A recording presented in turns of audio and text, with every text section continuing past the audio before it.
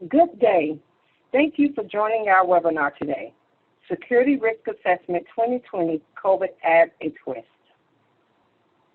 Who is Hybrid Solutions? We're a health IT center located at the Morehouse School of Medicine within the National Center for Primary Care. Our Executive Director is Carmen L. Hughes, and Dr. Dominic Mack is our Executive Medical Director. We partner with several healthcare systems across the state of Georgia. So we're your number one health IT center for your healthcare issues. Today's webinar, I will be your moderator for today. My name is Selena Williams. I am the Program Manager for Hybrid Solution with the Medicaid Promoting Interoperability Program. Our guest speaker today is Kelly M. Jolly. She's the Managing Member and CEO of Compliance with Jolly Law Group, LLC. We also have Liz Hanson as a speaker today. She's Health IT Senior Specialist with Hybrid Solutions. Thank you so much, Liz and Kelly, for joining us today. Okay, so the objectives for today's webinar are overview of the security risk analysis requirements, review and respond to frequently asked questions, SRA questions, and the impact of COVID-19 on your SRA. Okay, so some may know and some may not of what a security risk assessment is. Some call it a security risk assessment and some call it a risk analysis. It's a risk assessment is a comprehensive look at an organization's security structure that aims to uncover threats and vulnerabilities within your EHR system. And when it comes to the healthcare organizations, this pertains to confidentiality, integrity, and the information you provide to your patients' electronic protected health information. And as we also know, it's the law, and covered entities and business associates must conduct a risk analysis yearly to be compliant with some of the services and programs that they participate in through MIPS and Medicaid incentive programs. And so I'm going to pass it over to Liz. I believe you worked through that quite a bit with helping some of the practices that are participating in MIPS and Medicaid completing security risk analysis. All right. So we do want to change slides. Okay. And talk a little bit more about this. As Selena said, it is the law. Per HIPAA regulations, you must complete a security risk assessment annually, and it is also a requirement for promoting interoperability. As you can see from the specification for promoting interoperability, you must conduct a security risk assessment, and if you'll see, look at where the arrow is pointing, you'll see that it clearly says that you have to implement security updates as necessary, and some of the things we'll talk about a little bit later around COVID-19 certainly apply to needed security updates. Next slide, please. So the SRA is a minimum requirement for the MIPS Promoting Interoperability component. If you do not complete the SRA and have the documentation that goes along with it, then you will not pass the Promoting Interoperability component for MIPS, and you will lose 25% of that score unless you've taken a hardship exception. So again, if you don't get the security risk assessment done, then you have to say no to that when you attest, and you will lose all 25 points for Promoting Interoperability. So it's a pretty hefty component of your Promoting Interoperability and your MIPS score. For your security risk assessment for your Medicaid Promoting Interoperability, again, no security risk assessment, no passing, you lose the incentive opportunity for that year. We're running out of years for that program. You have 2020 and 2021. That program is coming to a close.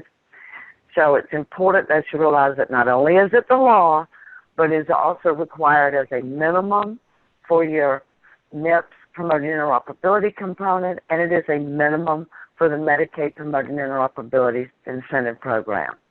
And the security risk assessment can be included in an audit. You must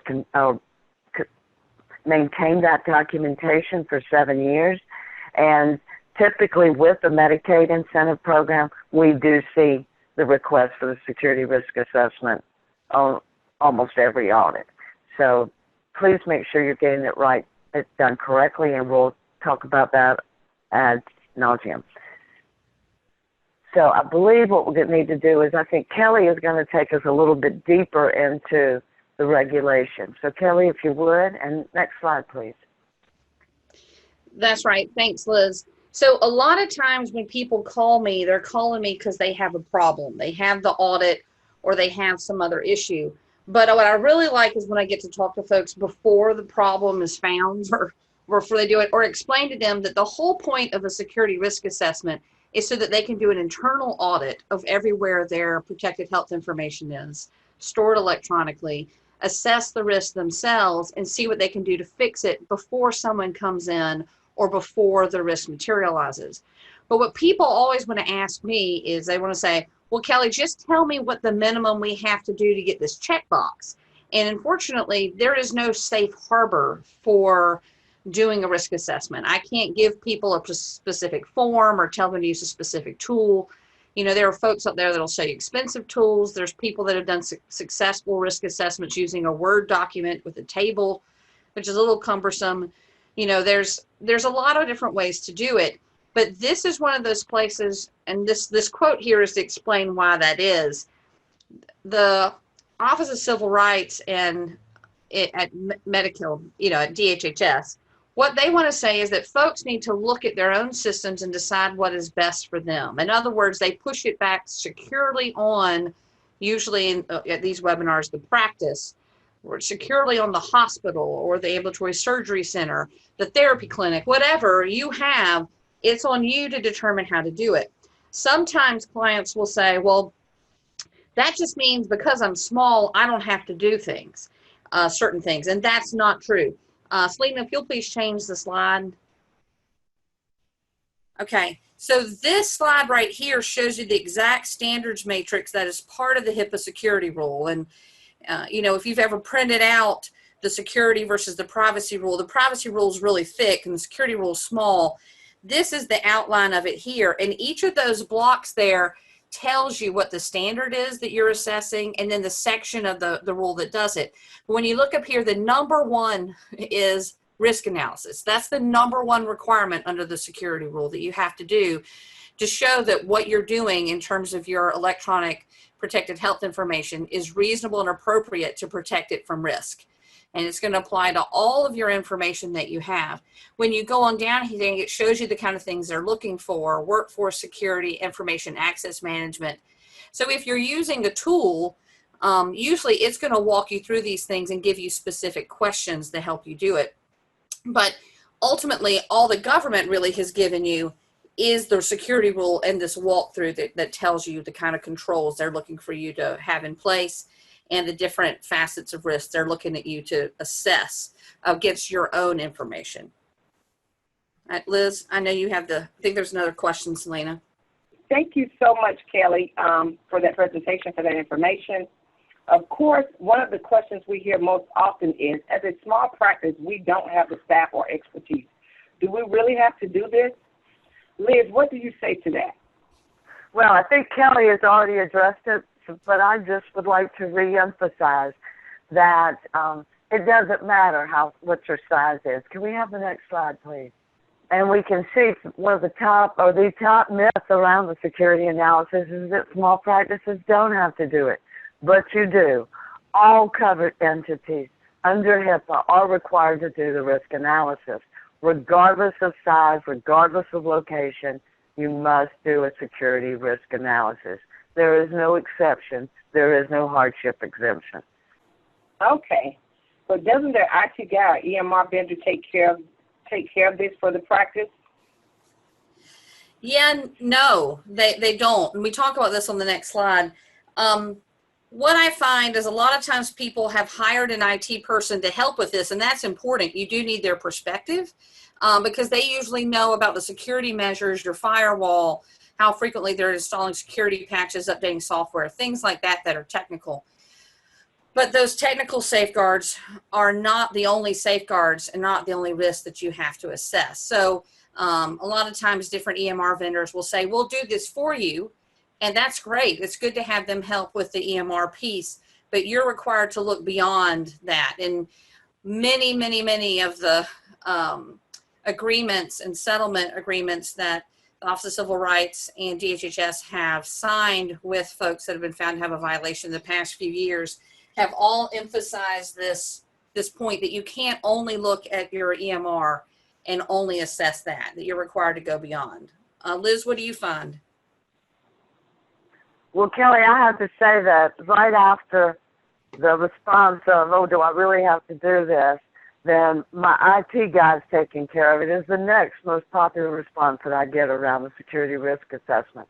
And I just can't emphasize enough how this is not the responsibility of the IT guy, that it's not going to come back on the IT, and the IT guy, 99% of the time, has no clue about your policies, your procedures, or your interactions outside of the practice. So no, the IT guy can't do it, and if you get an audit, then the IT guy's not going to be responsible for this. So this just scares me when I hear the IT guy did it. Now, let me just say there is a small percentage of IT companies that do have a compliance section, a component that does strictly compliance, and that's a different thing. I'm just talking about your standard everyday IT take care of your office kind of person.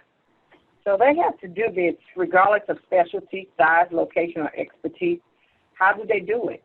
Well, that's actually a big question, and we could and have spent hours doing on this, going over this very topic.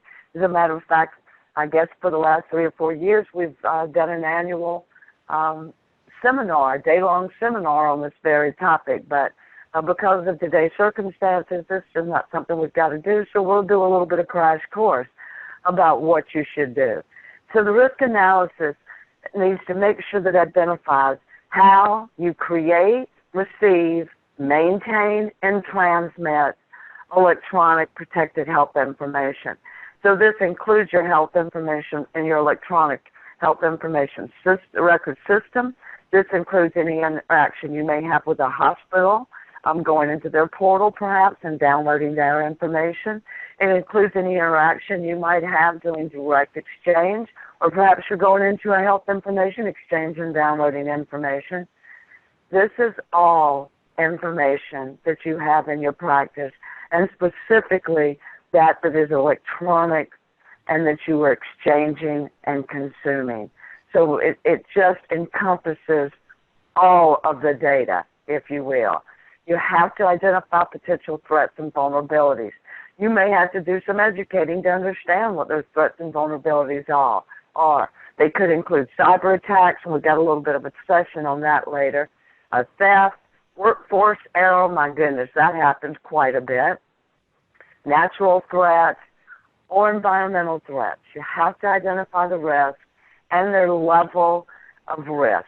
Is it high, medium, or low? The level of impact. So these are just some of the things that you have to make sure that you include in your risk analysis. Then you have to take a look at your scope. Next slide, please. You have to make sure that you look everywhere the data is. So you can't just look on your EHR. And you can't just look in one location. You have to look in every location. And if you're a hospital system or you've got multiple, you're a multi-specialty practice or you've got multiple locations, you have to look everywhere. You have to assess what's needed. You have to implement solutions. Now, this is back to that. I always think of this when Kelly talks about the measures that you have to set up and how some of them are required and some of them you have some flexibility. And it just seems to me you've got just enough flexibility to get yourself in trouble. But you have to do what is considered reasonable and appropriate. And that's how I always, if I can, like to have someone on the legal side or at least on the compliance side to make sure I'm doing what's reasonable and appropriate based on what's gone on in the past. You have to ensure confidentiality, the integrity of the data, and, of course, the availability of the data. And I'm going to say it again. You have to cover the creation, the receipt, the maintenance, and the transmission. And with many folks working at home, this creation and this transmission may be different than it was 6 months ago. So let's just talk about these basic steps. So you have to define the scope of the risk analysis, right? How many locations do you have to do? What kind of policies do you have to cover? What kind of extenuating circumstances are occurring? You have to do an inventory of your systems. And most folks have an inventory that may be maintained through their IT organization, but the inventory of your EPHI systems is a little different in that you need to reveal whether it contains EPHI or stores it. So this is a little different. It needs to be comprehensive, and I got to say most practices do not have a comprehensive list. You have to look at all your security measures. You have to update policies, especially if something has occurred within the practice or the environment to change or to make your risk greater. Look at your past security risk assessments and move from there. You have to identify your risk.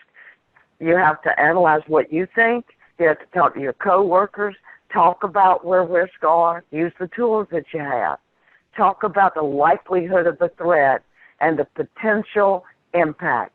This impact most likely should first be quantifiable. It should be a financial impact if it occurs, but perhaps more critical than the hard dollar impact, financial impact, is that impact to the practice, to your reputation, except to your patients, for goodness sakes. Make sure you document your findings.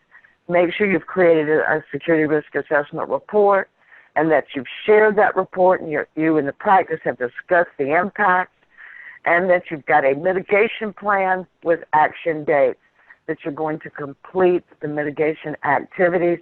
This is critical. If you don't have this last one on an audit, you will not pass a Promoting Interoperability audit. Whew, I'm going to take a breath on that one. Did anybody have anything they wanted to add? I do, and I think it's important for everyone to understand that all of these are actually steps, like 1, 2, 3, 4, 5. You have to do them all. I was brought into a client that I've worked for several years when they had a change in their compliance officer about 3 weeks ago. And the first thing I did was I said, okay, when I last met with your compliance officer, we discussed your security risk assessment. How about hand it to me? And it turned out it had never been finished. In other words, they had drafted it and they had talked about it, but they had never presented the report to the people that needed to know, and they never confirmed the impact. Well, that means that it actually wasn't done. It's an analysis. It's not just having a spreadsheet you put data in. The people that need to know about those risks need to actually know about it. It needs to go all the way through. You have to bring it up to close that loop and make sure you're moving on with it. So I just want to encourage folks to remember you have to move all the way through these steps. A lot of times when people call me, they've made it part of the way through and they just stopped. And it's important to actually get all the way to that action mitigation plan. Wow, that was a lot of information. Thank you all so much, Kelly and Liz. But, I do have a question for you all before we go on to the next slide. Is it possible that I have to do my security risk analysis every year, even if there's no changes? You really do. And both because, like Liz said at the beginning, it's actually a requirement that you do it at least every year or anytime you have a change that requires that you reassess risk. One of the most obvious changes right now is that as practices closed or sent folks home to work remotely, that was a change in how they conducted business. And so that sort of change would have also meant you needed to go back and assess risk. Did new risks arise because you were having people conduct telemedicine? And if you changed telemedicine platforms or adopted one, that would be a change you would need to add to your assessment.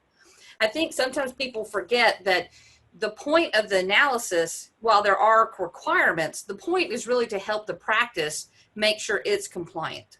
So it's an analysis for your benefit that you get to turn into the feds to show that you made it. I mean, that's really how it works. So I always tell people, think about it. You have a compliance program. This risk analysis is just one project in that program, but you need to do it every year. One thing that you do need to be aware of, you need to also be able to prove that you did it every year. I have to tell folks, if you don't have it in writing, you can't prove you did it, so it didn't happen. So you don't have to start on a brand new spreadsheet every year if you use a spreadsheet or whatever, but you do need to make sure you keep a copy of last year's spreadsheet and a copy of the one before that, but that you also create a new one and that you show that you did it and that it's dated. Each one should have a date on it that shows it was done before. They definitely do go back and look and see what date it was created when they do an audit. So it is something you have to do every year. It's really something you have to do at least every year. Next. Thank you, Kelly. Sure. And this next slide shows us some of the activities you have to do going forward. It just kind of covers up what I already talked about. Selena, if we could change the slide. Thank you. So the reason you're going to be doing a new one every year is that, remember, going through those steps that Liz laid out. So you've gone through, you've done your inventory, you've assessed the likelihood of risk to those different folks, those different places where the data is, and then how much impact that is. Based on that, you're going to be ranking your risks at least high, medium, and low. And you need to be fixing in some case, or either fixing all the way or at least mitigating the risk, hopefully to bring those high risks down to at least medium or low in that year as part of your work plan. So I always like to try and help folks get an early win. So if we have a high risk, okay, let's go ahead and figure out how we're going to fix that. We do your risk analysis, and we're going to go back in and show that you met, you did a mitigation step that lowered this risk, by mid-year or by end of the first quarter is even better. So as you're doing that, it's real important. Now, if you're in one of those promoting interoperability programs, then you have to review that risk assessment for each EHR reporting period as well. So I find that probably a lot of folks kind of took the position that with the COVID crisis happening, that everything kind of got stayed, or that we all just kind of hunkered down and did the best we could. Well, that's true, but there has been no leeway or waiver given on the security risk analysis requirement. So if you haven't done it, you need to do it. It's kind of like that old proverb where the best time to have planted a tree was 10 years ago and the second best time is today. The best time to have done your security risk assessment was probably last year or whenever you opened if you haven't been doing them.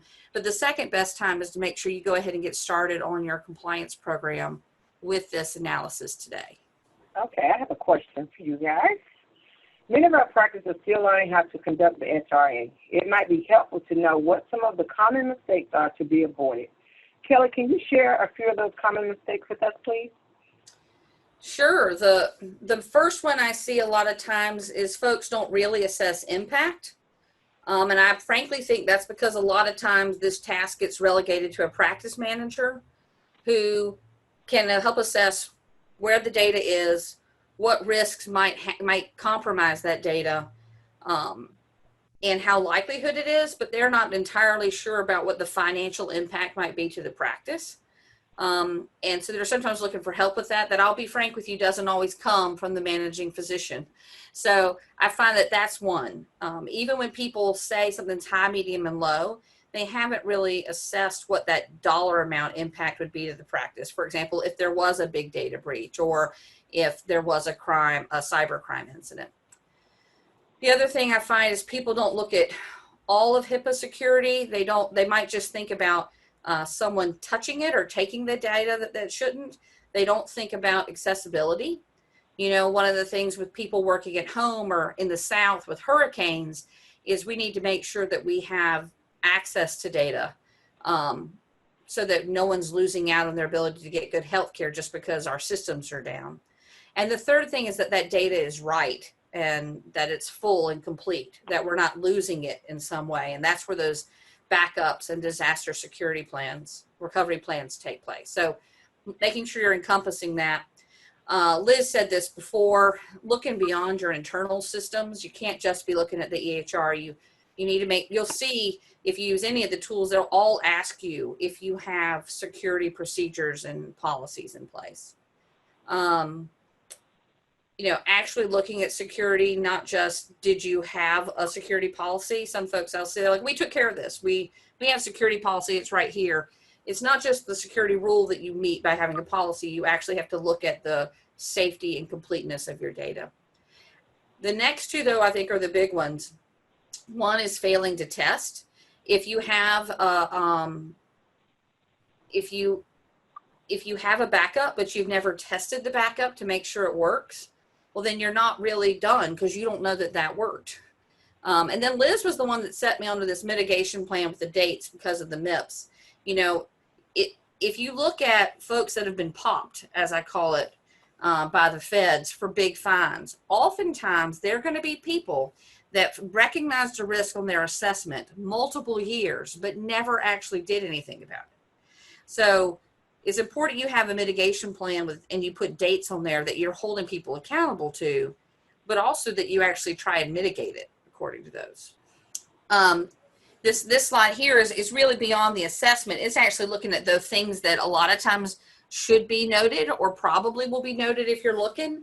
One is that I find most folks don't recognize that they need to look at all their business associate agreements and confirm each year that there is a business associate agreement that has been signed by both parties and is in place. Vendors make this hard on practices because a lot of times they send you a contract to sign, the practice signs it, but you then really have to make sure you get a signed copy back from the vendor. And that if you canceled a contract with any vendor within the last year, that you either got your data back or you had them sign a document that said they destroyed the data appropriately as per your business associate agreement. You know, not having good data security, and I'm not going to pretend to be an IT whiz. I can just use my iPhone, but you know, you do know that you need to be using unmatched, and you can't use software that's not supported. I had a lovely, lovely eye doctor for several years. I didn't see her. She was my client. And she just refused to update these computers that had Windows XP because they still ran. But that was no longer supported software. There was no way to actually get software updates on it. So as a result, all those computers were an ongoing HIPAA security issue. Internal controls, making sure that someone is checking back up to confirm that when an employee is terminated, that all access is terminated that same day.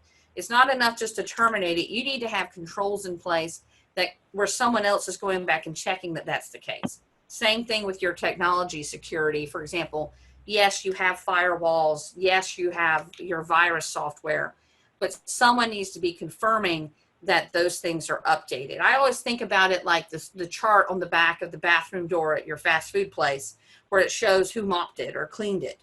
You need some sort of chart where you go back and people initial to say, yeah, we checked the firewalls and they're all up to date. I already talked about the backup procedure and data recovery, but making sure you have those in place and that you've tested them is a huge thing. And that's where the failure to close the loop from. A lot of times folks will have the policy in place, they'll have the procedure, and maybe someone's doing it. But with compliance, you need to have someone checking back to confirm it's done. And if it's not done, this is another problem I see a lot where it might be a repeat offender. You have an employee who keeps faxing documents to the wrong place or keeps giving people the wrong information or not really confirming that they're providing just the information that the subpoena required or whatever, and not sanctioning those employees. That's always going to be a red flag for the feds. Thank you so much, Kelly. Well, if we have to do it, are there any tools or resources available? Do we have to use the CMS tool?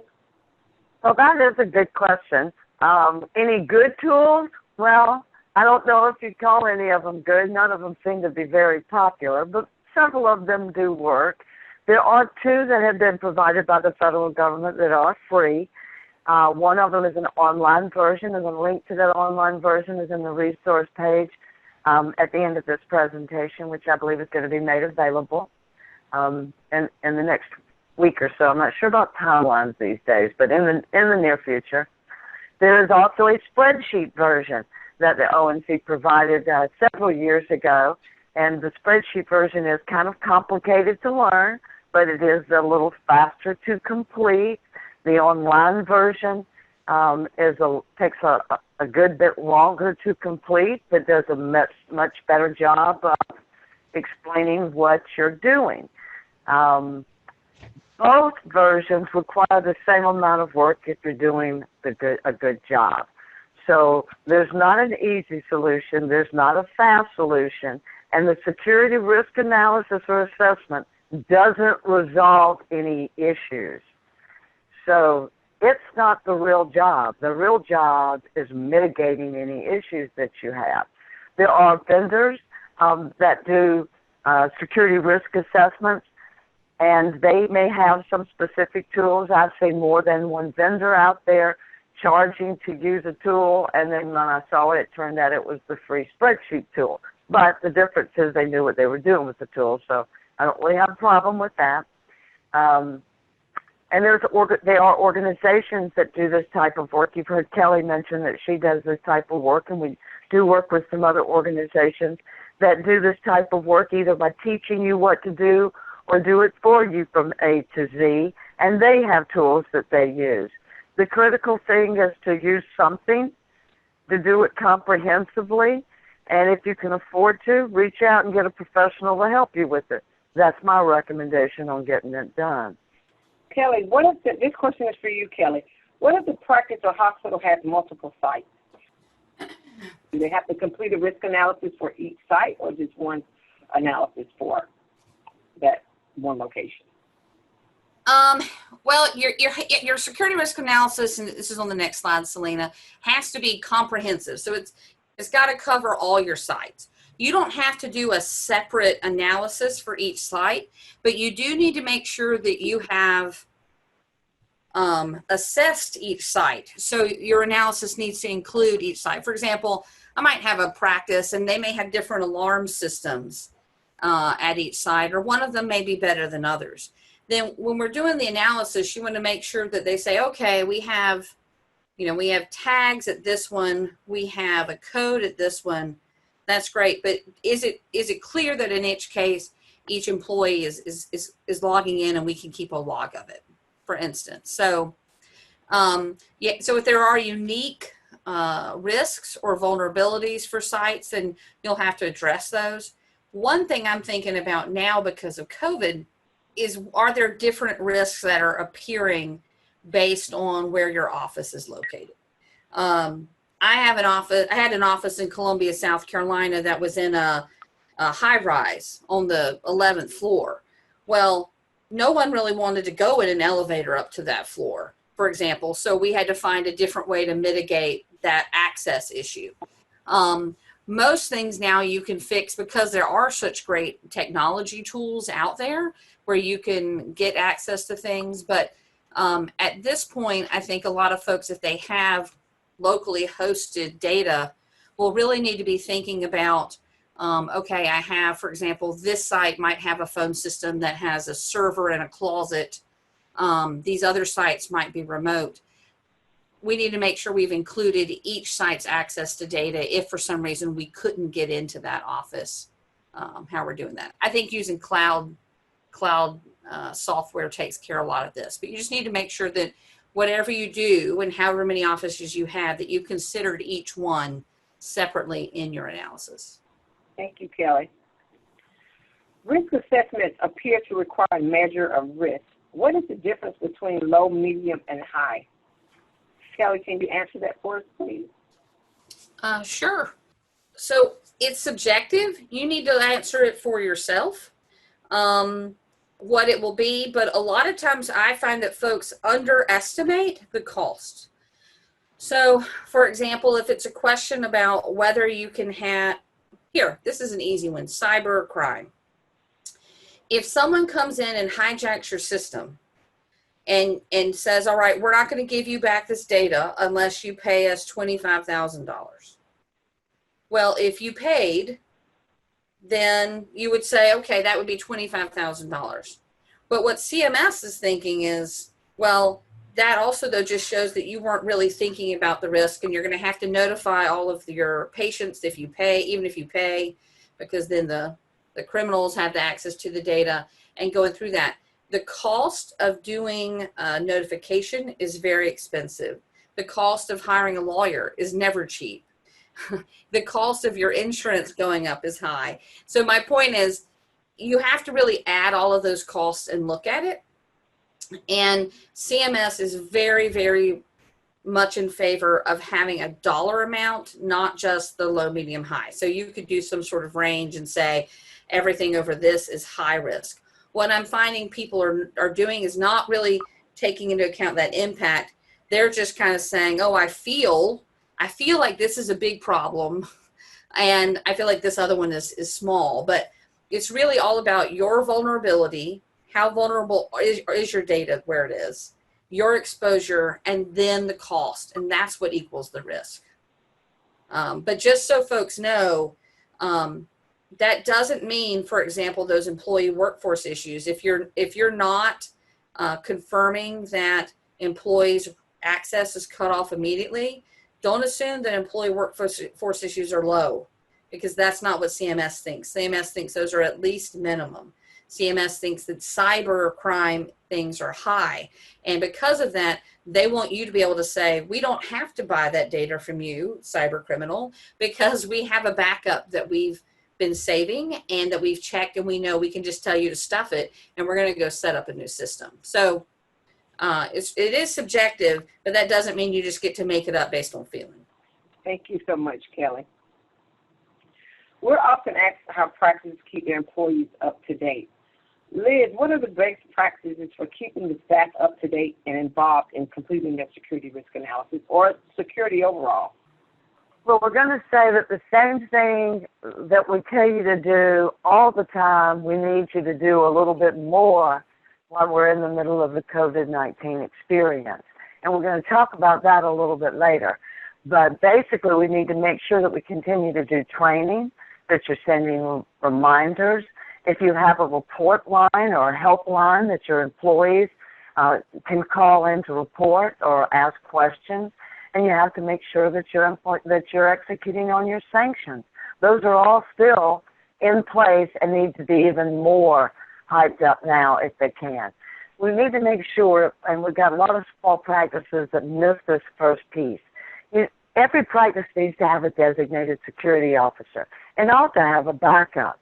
So this security officer needs to be specified in your documentation, needs to be covered in the training, needs to send out reminders to the staff, all of the staff, not just the administrative staff, all of the staff. And the security officer needs to be performing as a security officer. That's the first thing, because if you're training folks to just run around willy-nilly when there's an issue, that's a problem. They need to be trained to go to the security officer. You need to have annual training and get signatures, but if there's an exceptional situation, like the situation we're in now, you need to do additional training. And there's lots of options available to you. You can hire an organization, one that does comprehensive HIPAA for you, can absolutely do your annual training, but you could do online training. You could do in-house PowerPoint training. Lots of options on your training. You just need to do it and provide updates when needed. Reminders. Now, if you're on site, then you can put reminders in your break room or your kitchen or at the back entrance, or you can send them out periodically electronically. If you're working in a situation where most of your staff is working from home, then you need to be sending them out both inside of your EHR messaging system and through emails and whatever other messaging systems you use within your practice. Anonymous report lines are always good at a time like this.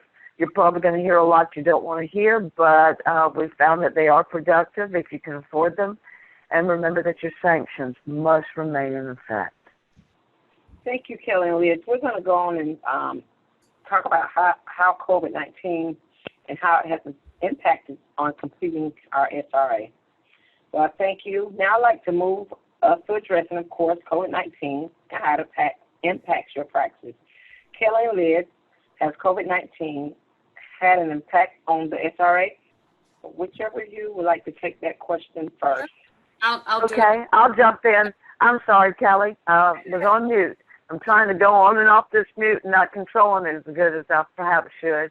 But absolutely, COVID-19, the situation that has occurred and the impact it has on practices has also impacted privacy and security and that impacts your security risk assessment. Specifically, we have 3 major areas that we're concerned about, but of course they entail a lot more than just 3 bullet points. We're concerned about you having staff working from home, what that remote access into your EHR and office systems looks like, how secure their home systems are, how secure they're remaining at home using passwords and making sure they're not going to off-site while they're online when they're at home. So it's a whole different variety, or the same variety but exponentially increased at every home someone's working from. Utilizing telehealth for patient interaction has added a new twist on the privacy side. And of course, there is the technology security piece that we're still interested in. And the net of it is you have a less direct oversight of your staff. It's harder for you to make sure folks are doing what they're supposed to be doing. It's critical that you're looking at your logs. You're making sure that you're looking at what everybody's doing, so at least you have some chance of maintaining the control and managing your risk. Kelly, I think you were going to take us into a little bit more sophisticated response. I don't know that it's sophisticated. It's just mainly how the government has gotten involved to try and help. And I get a lot of questions about these. Most folks are aware that there are what we call them is the notification of enforcement discretion. Basically, the Office of Civil Rights is noting that it gets to decide what it's going to enforce the HIPAA rule. And by enforce, it means what penalties it's gonna provide. So they have put in place certain enforcement discretion notices that basically say they are not going to penalize financially COVID-19 testing sites or telemedicine via software if you're acting in good faith. And they have very specific things. But, you know, I will say most COVID-19 testing sites that I've dealt with have had crazy HIPAA violations going on. In fact, just on Monday, we had to close one down and go back and do another training because, yes, it's true, you're not going to get a penalty, but that doesn't mean that the law has gone away. And it doesn't mean that you don't have to recognize these issues on your security risk assessment. So if you're running one of these walk-up or drive-up testing sites at your practice, some of the things you want to look at is, okay, what are we doing about name tags? How are we setting it up so that this car, for example, doesn't necessarily hear what that car's saying? And do you actually have training records for everyone that is doing those tests at the site? Those are some of the things. For the telemedicine, so long as you're acting in good faith and using one of the softwares that is allowed, for example, FaceTime is okay. Zoom, what we're doing right now, is okay. WebEx, that is okay. Those are softwares where you can limit who is on and you can see who's on. For example, you might be able to see which of us are presenting or our pictures or whatever up top. Those things are okay. However, if they're forward-facing apps, then those are not okay. For example, TikTok is not okay. Any sort of chat room where you would log in is not okay. There can be no protected health information discussed there. Now, what does that mean? That means that if you're using Zoom, even if you don't have the stronger HIPAA agreement in place, you're okay using Zoom so long as you're using common sense and you're actually making sure who is actually logged in. That's what good faith is. Now, some things that are considered bad faith by the Office of Civil Rights, and they've given a very good FAQ about this, and I think we have a link to go out that gives you a list of all the Office of Civil Rights, HIPAA, and COVID resources. But nothing about this notification of enforcement discretion for telemedicine means you get to get out of jail free card, literally, for anything that you might do in bad faith. So just because you can use FaceTime does not mean to talk to your patient, doesn't mean you won't be penalized if you use FaceTime to talk to that patient and commit fraud, for example. or that you get to sell that patient's data, or or violate your state licensing laws, or anything like that that you really know are wrong. So if you think if it was wrong before telemedicine, it's still wrong on telemedicine. This just gives you a special way of using telemedicine without having to purchase some of those more expensive platforms. It's really everything. All of these COVID notifications of enforcement discretion are really just about expanding access to services. And the other one I want to make sure folks kind of know about, and this is really more about privacy than security, but I see a lot of questions about it. You know, people always ask, well, what about first responders? Do they get to know about whether folks have had a COVID diagnosis? And they do. It's because of the public health exception and making sure we're limiting spread. And there are similar things about getting in touch with your patients who have a COVID diagnosis in hopes of letting them know about trials or whatever about antibodies. But the main thing to remember is this quote that I have here at the bottom of the slide. The Office of Civil Rights is saying, look, this is an emergency. It's an unprecedented emergency, and we're going to choose to not penalize people who are acting in good faith and might not be meeting all the aspects of the security and privacy rule.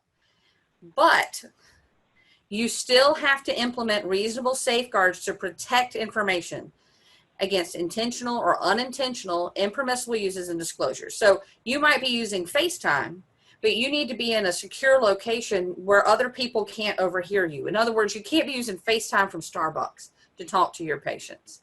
And you want to ask that patient, you know, hey, are you in a secure place? Can you be overheard? And they also emphasize, again, that covered entities and their business associates must apply the administrative, physical, and technical safeguards of the security rule. So in other words, you still have to be doing your security risk assessment, your security risk analysis, looking at the risk. So you might still put on there, hey, we're doing telemedicine via FaceTime. You know, with FaceTime, we have these benefits because people have access to it, but here are some things we thought about that might not be ideal. I mean, there are a reason that they have telemedicine platforms and that link sometimes with the EMR or things like that. So that's kind of the way it breaks down about those. These are important benefits for everyone, and I really am glad that the feds have shown some practical sense in making them available. But don't think of it as meaning you don't have to meet the rule. It just means you're getting a little more leeway about how you meet the rule. Okay. I think for time's sake, on this next slide, I just wanted to point out that these are some of the specific areas that are connected with doing telehealth or deploying telehealth. And you want to make sure that you take an extra look at these and document within your security risk assessment. Now, we do have a few slides that really address what Kelly has been speaking about in the last few minutes. And I think for time's sake, Selena, we want to encourage folks to read through these. I think we have covered them. But I do think that I know that we wanted to skip down and make sure that we talk about the cyber crime increases. So, Selena, if you couldn't skip down a couple of slides, and Kelly, perhaps you can talk to us about the cyber crime increases. Okay. You want to start right here, Liz, at this one? If that would be all right, maybe we can get to a question or two. Yeah, sure. Okay. The main thing is that they're everywhere. I guess all the cyber criminals are working from home too. So, you know, we're just seeing an uptick on the number of emails and number of phishing and the number of folks that are remoting in. And I will say this, because there is a lot of many people are working from home, they are not using the same strength router and the same strength firewall at their home that they may have had at the office. So it just makes for right pickings, unfortunately, for cyber criminals. So we are seeing a lot more incidents, a lot more ransom notices, and just a lot more stress. I think, you know, stress makes everyone, maybe it's just me, but not perform at their best. So we are seeing an uptick in that. And people just a lot of times are not used to working remotely. They're relaxed. They're not thinking as closely about security as they might be in their office. You know, one of the things you want to be thinking about, if you have folks at home, then you need to go back, even if you already did your security risk analysis, and make sure you reassess your risk based on cybersecurity. and that you have thought about in your policies. Sometimes folks had a remote work policy in place, sometimes they didn't.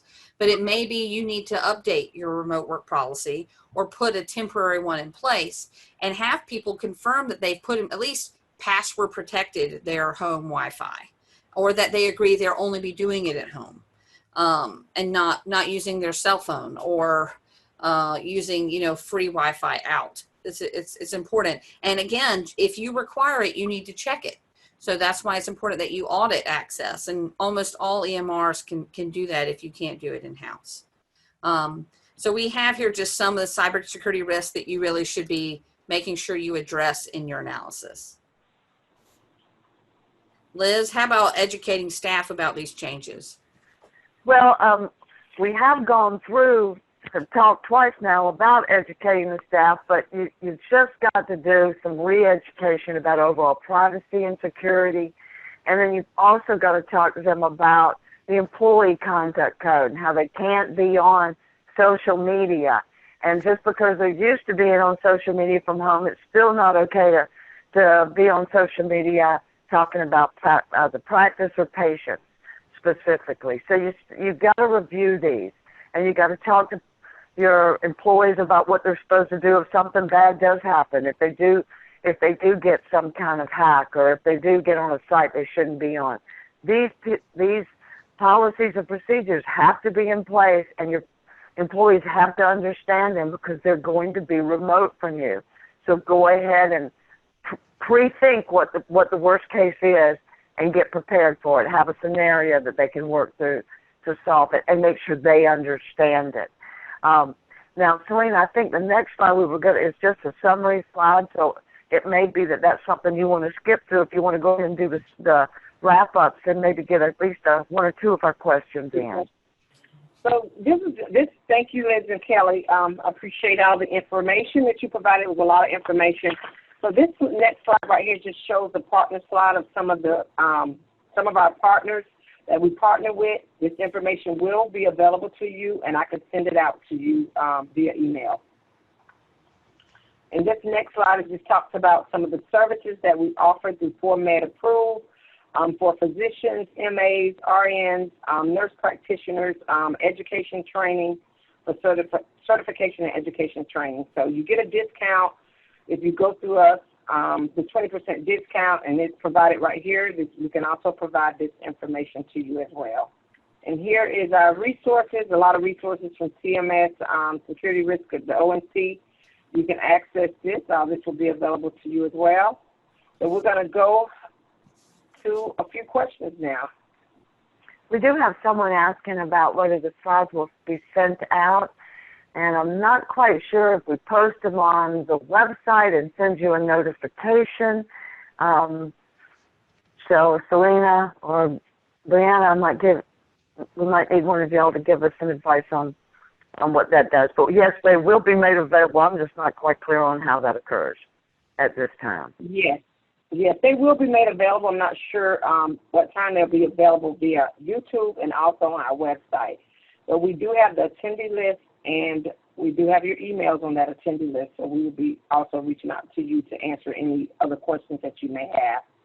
And Liz, I'm sorry, I'm still trying to pull up that list of questions that I had from, trying to get back to my email. Well, I know that someone had asked us about new policies for sanitation. Sorry, but that's one that sticks out in my head. And someone had asked, should they have some special policies around sanitation, or those types of sanitation procedures they have in relation to COVID-19? And Kelly and I both agreed yes, but it wasn't privacy and security. We think it might be OSHA, but if anybody else wanted to add to that. Kelly, did you have anything else to add to that one? I just got to say, look at what your state health department and particularly the CDC are saying.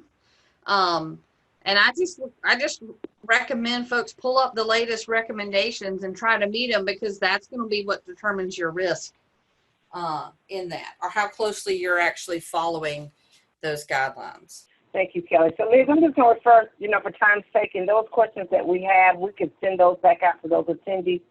Just a few questions here. I know Practice is asking for the template for the electronic and manual for the SRA. Now, we do not provide a manual. That's something that you can purchase through Kelly or through Kelly's law group. But we do provide a template that's also on the ONC website. We have a spreadsheet that we can provide for you to complete the SRA, but we do not provide any manuals for that.